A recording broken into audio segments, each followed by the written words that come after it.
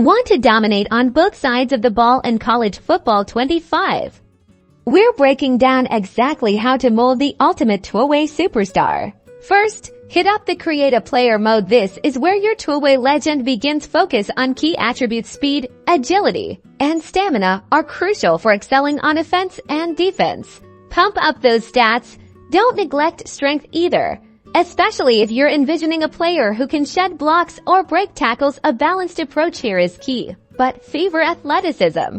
Next, when starting your dynasty or road to glory, keep position flexibility in mind. Choose a position where you can get snaps on both offense and defense. Wide receiver, cornerback, or running back, linebacker are classic choices. Now it's all about development. Focus your training points on boosting relevant offensive and defensive skills. Don't spread yourself too thin. Prioritize the areas that align with your playstyle.